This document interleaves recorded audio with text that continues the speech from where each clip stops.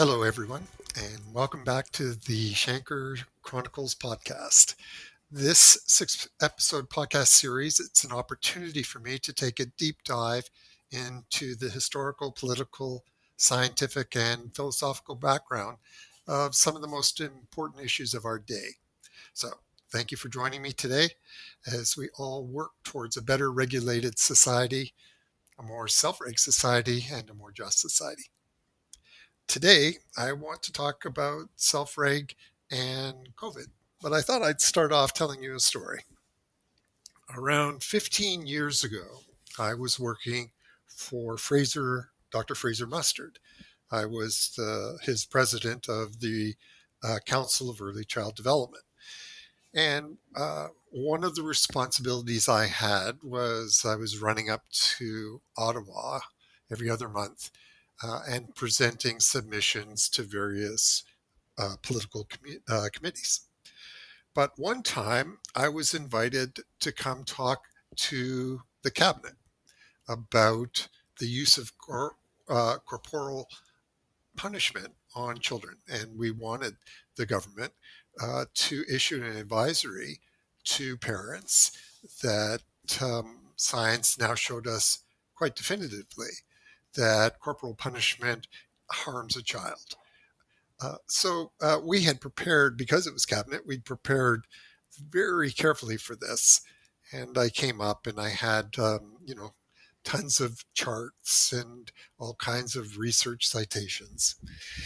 And I'd gotten into my stride and I was explaining the long-term effects on a child if you hit them.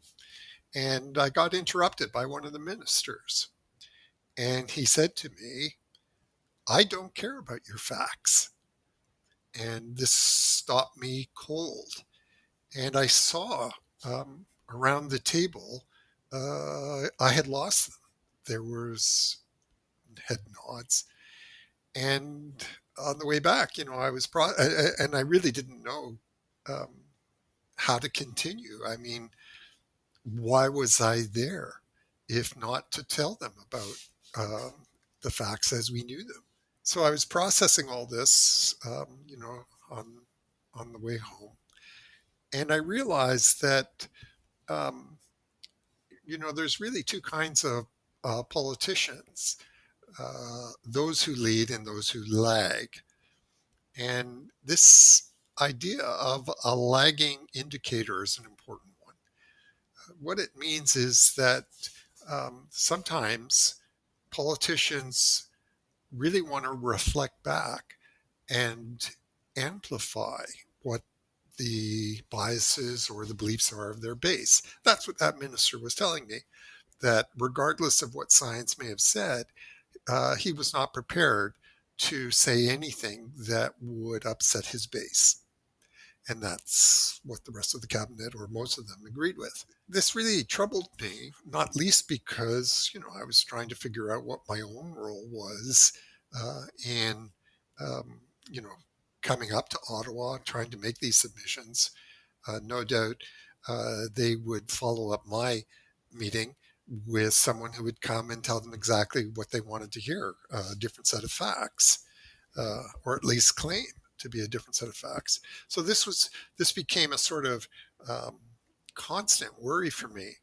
And back in 2015, when Donald Trump was first running for the nomination of the Republican Party, I read something that I found profoundly disturbing, and I remember sharing this with Susan and Teresa. What the team was doing, the team around Trump, what they were doing was they were holding regular focus groups. And they would hold a focus group after every one of his rally speeches. And what they were looking at was what were the lines that resonated with the audience and what were the lines that simply didn't work. And Donald Trump turned out to be a very effective, um, you know, actor, if you like. He was very good at processing what this team was telling him and adjusting his style, adjusting his cadence, and clearly adjusting the punchlines, the student lines. What he was doing was he was amplifying the beliefs and the biases of particular strong group and trying to grow the base. That was the key, trying to increase the number of voters that would join, that would be persuaded to adopt. Maybe some of the rhetoric was a little strong for them, but if you got enough, um, you know, hot spots, you could bring them along too. And this is precisely what we see happening in Florida today. Uh, Governor DeSantis is using the same strategy, and it would appear he's doing it with some success. And I say that because this year alone, DeSantis has raised $56 million for what is obviously, going to be a campaign, a presidential campaign in 2023. Um, but what was striking about this is that almost half of that haul comes from outside the state of Florida. He's not about to change. He's not about to alienate this growing base across the nation. That's what he's after, and his strategy is to amplify to repeat and amplify the sort of Trumpian sentiments that have grown over the last few years. And there's a real lesson here for politicians. And the lesson was the lesson from the disaster that occurred with George H. Bush. And it's worth remembering that early on in his presidency, Bush had a 90% approval rating after the success in the Gulf War. So he was riding very, very high. But Bush became alarmed about the growth of the budget deficit. And, he feared that if, he didn't do something to bring the deficit down, that there would be a serious recession, serious unemployment, and this would uh, basically undermine his campaign for reelection. And so he thought, given his really high numbers, he thought that in the middle of his term, he could join with the Democrats and pass a tax increase to counteract the rising budget deficit. His problem was that this was the same guy that had campaigned on the platform that he would not raise taxes no matter what.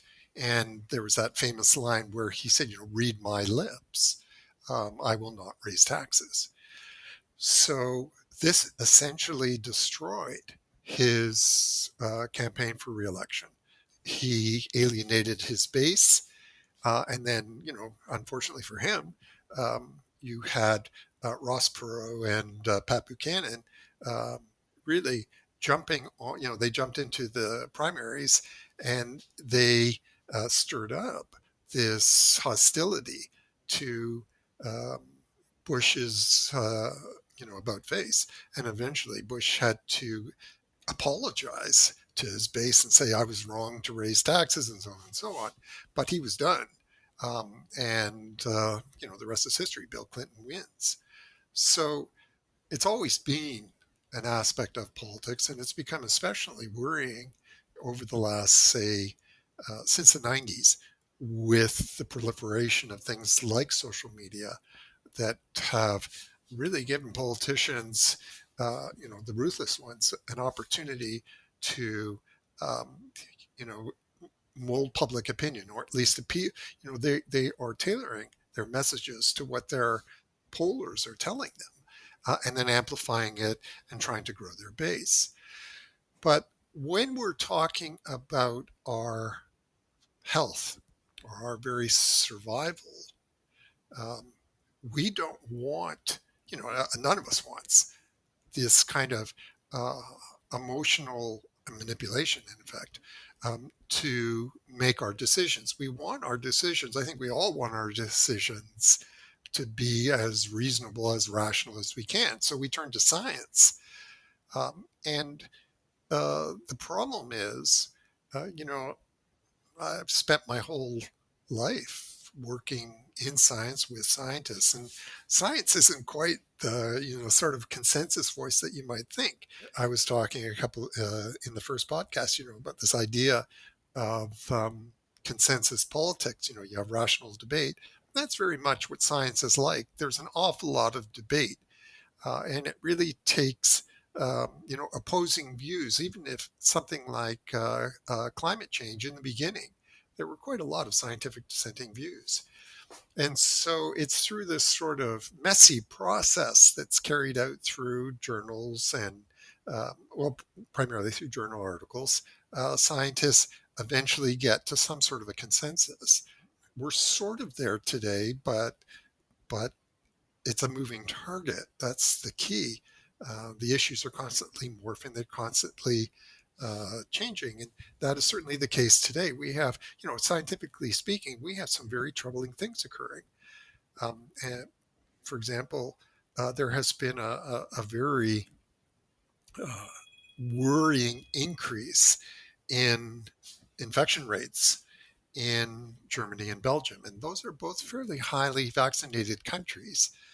And what we're seeing in Europe, I guess, the headlines this morning, today is November 22nd. The headlines this morning are all about the wave of unrest that's roiling Europe, that's occurring, in Austria, in the Netherlands, in Germany. And part of the problem is that, we had thought that, originally scientists were suggesting that if we could hit that 70% rate, we would start to have some sort of herd immunity. But that's not happened, and partly because of um, the Delta variant, and partly because it turns out that we need a higher percentage, or at least the consensus view now is that to get to herd immunity, maybe we need 90%. We certainly need more than 70. It's a complex area. And now, to make it even worse, public health officials can make mistakes, and sometimes they even own up to the mistakes. Um, and I'm going to discuss one such case today. It's a very interesting study. But if a public health official can make a mistake, think how much harder it is for politicians. It's just there are so many variables that they have to consider. They have to worry about the effects of massive unemployment, the destruction of food delivery system. There's so many issues here. We see this with the problems that we're having with the disruption due to not having enough drivers of food delivery. And then you factor into all that the kinds of things that we're seeing in British Columbia, where you get this massive environmental crisis, what they call a river of rain. So, this is a difficult time, and it's difficult for everybody. And so, what we're trying to do is we're trying to, make the best decision that we can. Scientists are trying to give the best advice that they can in what is, unlike unlike the case of pure or ideal science, where you can run a randomized control trial, and then you can really eliminate what are called the confounds, so we can be sure the effects of an intervention. Well, we can't do that in real time. We can't do that. You can't run an RCT on countries, and so we have to have a different approach, and we have to try to figure out from what's happening today, what are the lessons for us in terms of what seems to harm and what seems to help. And I read a study just the other day that I thought was a wonderful example of good science, of how a big team, and this is a very big team, came together and the lead author's name is Mishra, S. Mishra, and the article was published in Science Reports, just published. And what they did was what's called a counterfactual analysis of government decisions, government policy around COVID. And they had as the perfect object lesson here, the perfect real time natural experiment, they could compare what happened in Sweden with what happened in Denmark. So, in all kinds of ways, these are very, very similar societies. Um, they're similar economically, socially, culturally. Of course, Sweden is almost double the size of Denmark. So, it's a population of what, 10 million. Denmark's about 5. So you have to factor that into your analysis. And so, we know that the death rate in Sweden was very, very high, but we can't just go by death rate. So instead, the measure that we use is the number of deaths per million people. And what we see is that the death rate in Sweden was around 1,480 per million, whereas the death rate in Denmark was around 482, I believe. Yep, 482 per million. So that's a staggering difference.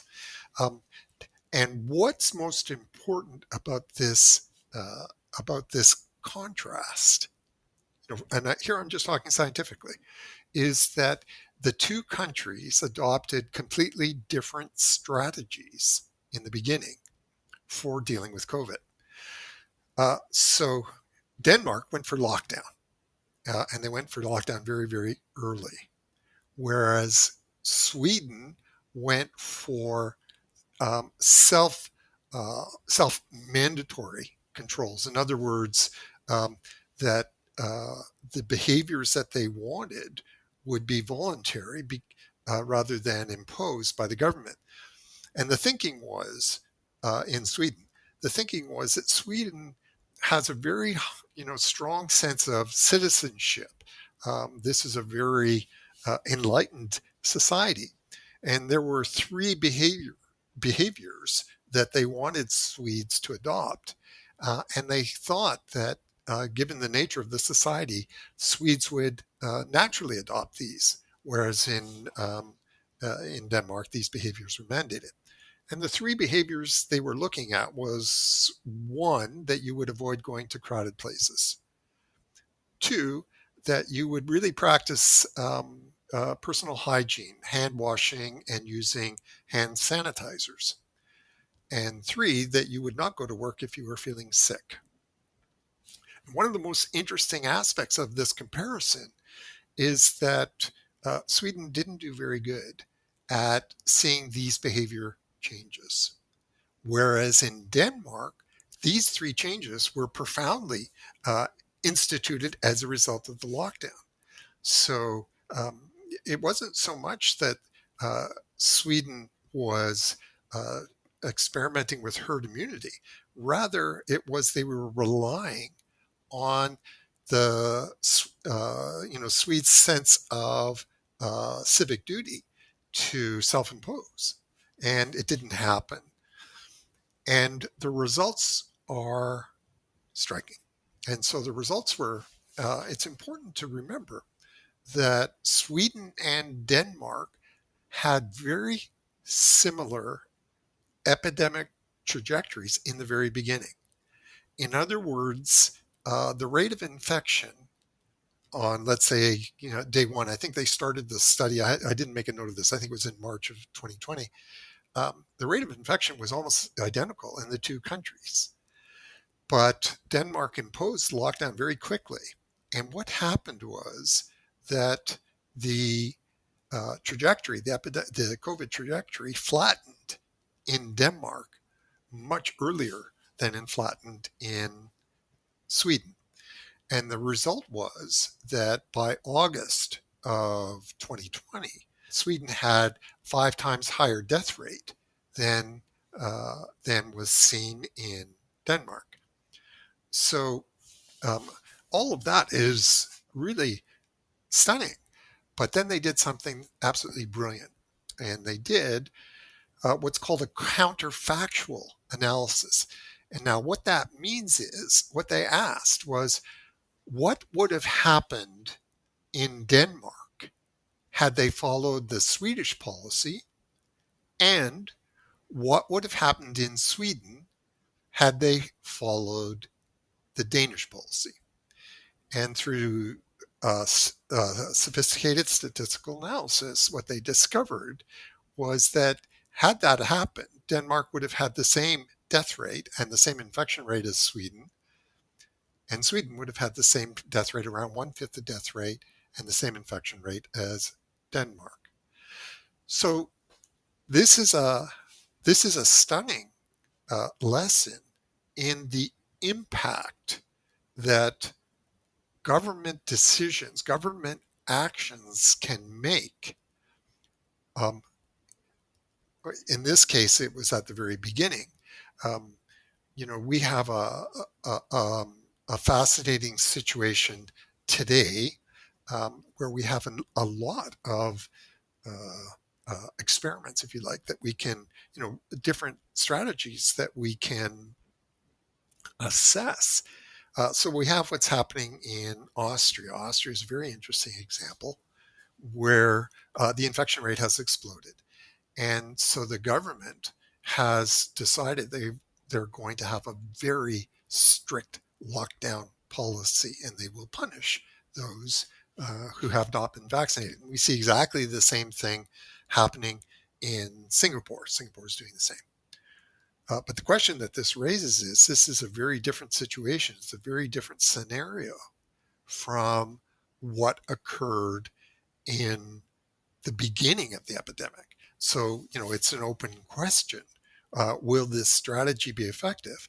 But we have reason to believe it will be because of the manner in which Australia responded to their sudden jump in infection rates by literally locking down the states. You could not travel from one state to another. The effects of the Australian strategy were successful. And so, if you're looking at trying to, um, you know, uh, weigh the pros and cons of the different issues, we have reason to believe that through lockdown and promoting universal vaccination, this is, in fact, our most effective tool for containing the explosion of the Delta variant.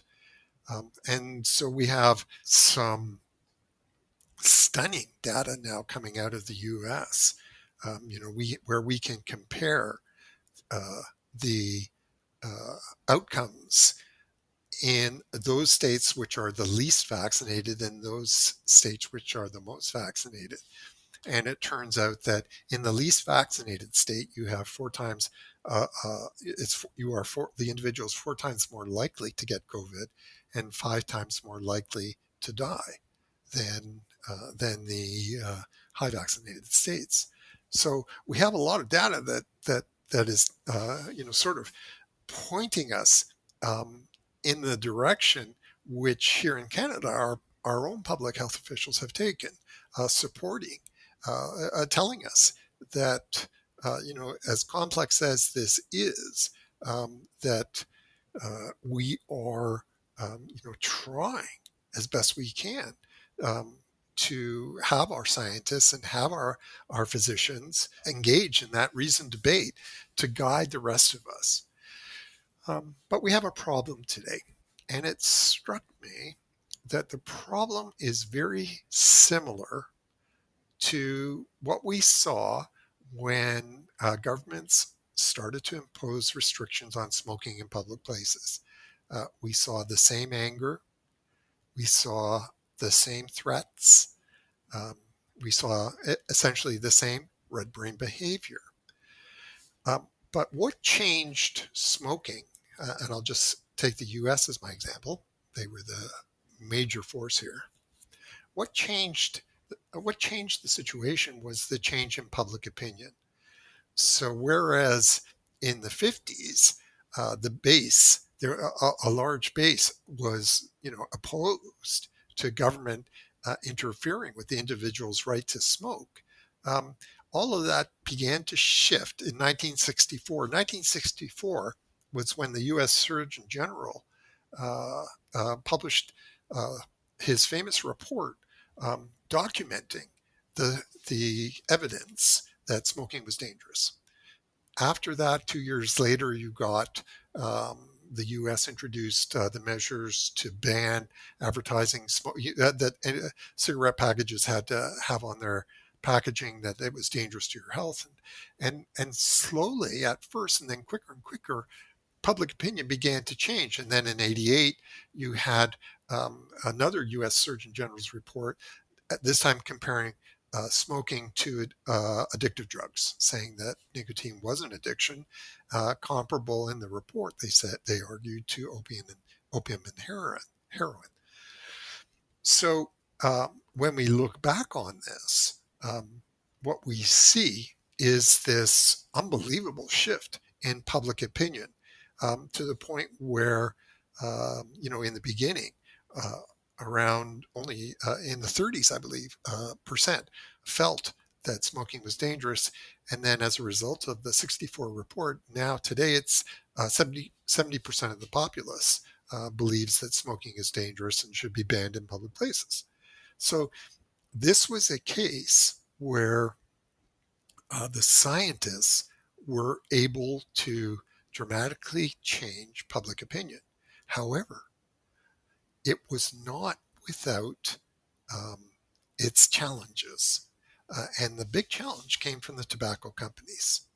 So the major tobacco producers knew exactly what the science was saying. They'd known it from the 50s. Um, but they launched a campaign after the 64 Surgeon General's report, um, basically designed to persuade smokers that they did not have to give up um, smoking, that there was nothing to suggest that smoking was injurious to health. And the way they did it was they hired a PR firm to run this, and the PR firm then hired doctors and actors to make advertisements saying that quote that the scientific data, quote, was merely statistical, and that it was an open controversy whether smoking was damaging to health. And so the idea was that to plant the doubt in the consumer's mind that there was no physical proof that there was a direct link between smoking and disease. And they did that for 40 years. They did that through this whole period that I'm talking about, trying until eventually, through those major actions, they were finally forced to start paying up and admit the truth and admit the various ways that they were trying to hook kids or hook individuals, or admit that filters really didn't do anything to reduce nicotine, may in fact have increased it, and so on and so on. But what's worrying about this is that they were only doing this, the tobacco companies were only doing this in order to bump up their profits. It was, a really, really disturbing example of the complete, demise of morality. That all that mattered was your stock price and your sales, and that they were quite deliberately, quite intentionally trying to subvert the what the scientists were saying. And that's all obviously been on my mind because, the worry I have is that similar forces are at work around the vaccination um, debate, which is turning violent. Europe has just gone through a very violent weekend. The protests are violent. So, are there some political figures, or not necessarily politicians, they could be any kind of social influencer, who, for their own reasons, are trying to stir things up, are trying to amplify uh, the feelings of, you know, the fear of losing individual rights or the fear of authoritarianism and so on. I don't want to oversimplify this. Um, Political leaders can have very different motivations. It could be that they are really just trying to juggle competing very serious issues. And so their feeling is that, they're looking for that balance, um, and they need public opinion on their side in order to juggle this. So that's a possibility. The other possibility is they actually believe what they're saying. The comparable example would be Neville Chamberlain and the Munich Agreement. Chamberlain um, really was acting out of what he thought was the best interests of the country. But we now know in retrospect that he was in incredibly deep denial about the dangers presented by the Nazis. He was in denial about the fact that the Nazis were secretly breaking all of the restrictions that had been imposed after the First World War. So they were busy building tanks, they were busy building warships, they were busy building airplanes. All of these things were, there was lots of evidence that they were doing this, but Chamberlain was so desperate to avoid war, avoid the calamity of the First World War, that he blocked his mind.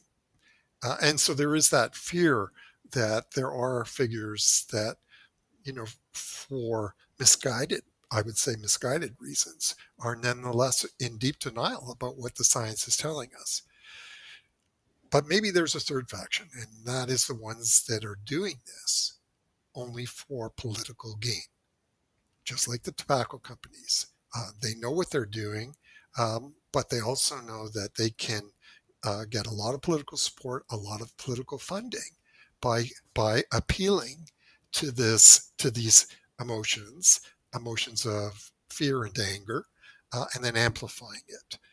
Um, and it's worrying because there was a study that just came out showing us that in Germany, where the opposition is pretty fierce, it's being organized by a far right political splinter group who see this as an opportunity to grow their own political base. So, whether or not this is the issue we've been facing um, with, for example, political commentators that are encouraging anti-vaccination while they themselves have been vaccinated.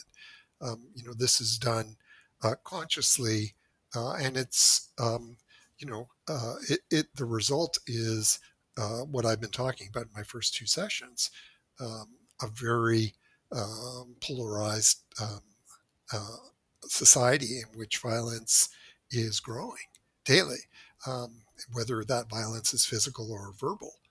Verbal to begin with, but then the fear is that verbal violence turns into physical.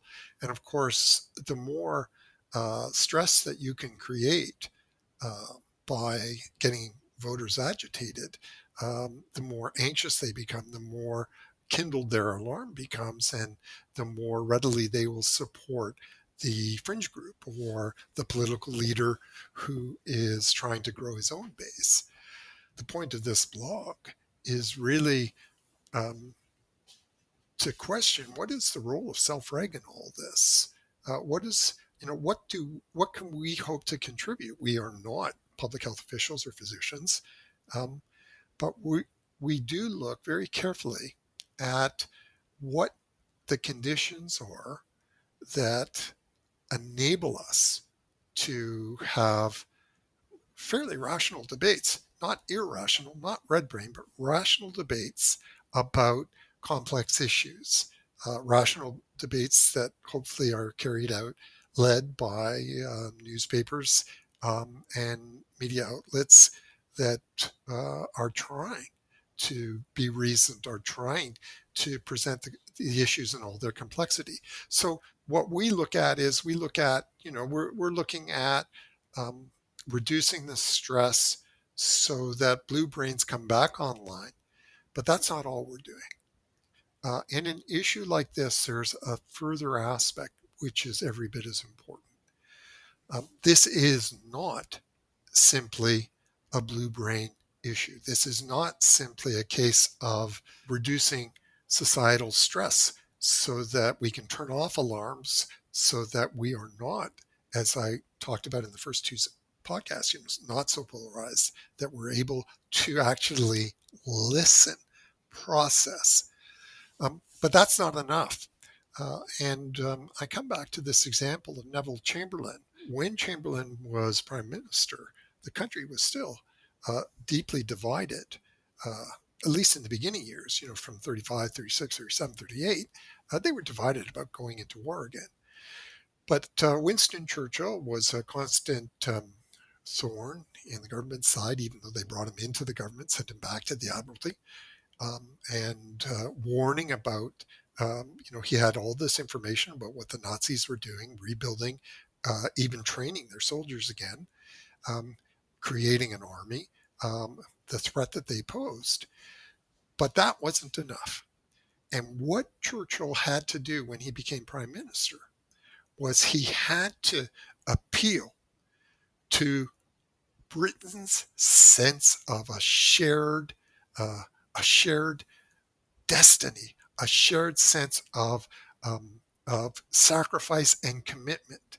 And he was wonderful at this, getting Britain, there were still dissenting voices when he became prime minister, and they were quickly drowned out. And the country became unbelievably unified, unbelievably dedicated to the things that Churchill was preaching, which was justice, freedom, democracy, the rights of liberty. And that's what has to happen now. We have some really interesting work being done. There's a professor at UBC whose stuff I was just reading about on the weekend. Her name is Leslie Lutz, on science communication. How we have to think really hard about the messaging, what works, what doesn't work, how we can convey all this. But Self-Reg has there is another element which we focus on. And that other element is, again, the red brain. That element, it's not a case of saying we don't want red brain. It's that we don't want a red brain that is driven by anger. We want a red brain that is driven by a shared sense of humanity, a shared sense that we are all in this together. And this is why at the Merit Center, we place so much emphasis on our mission statement and on our values. And I can just tell you that this is something that, we talk about this every single day. All of our self-reggers are the champions of these values, of these principles. And so Self-Reg is really about the two sides of this. It's the blue brain side, reducing stress so that we can listen, process, and then really by reducing stress, trigger those feelings of empathy and solidarity that we desperately need today. And that's my goal. And that was really the reason why I wanted to give this podcast, which I saw the first two as building up towards. So I'll continue to look at some of the other major issues that relate to this. But this one is, I think, it's this perfect opportunity to see where Self-Reg fits in to what we are trying to accomplish, which is to stay safe, to stay alive, to stay healthy. Okay, so this podcast, like the others, was brought to you by Self-Reg Global. It is part of our mission to bring Self-Reg knowledge to audiences around the world. If you enjoyed today's episode, I hope you will subscribe, follow us on social media, and if there's anything you may have missed, you can check up on this on the show notes at the Self-Reg Global website, selfregglobal.com. Thank you very much for joining me today for this latest episode in the Shanker Chronicles, and stay tuned. Thanks, everyone.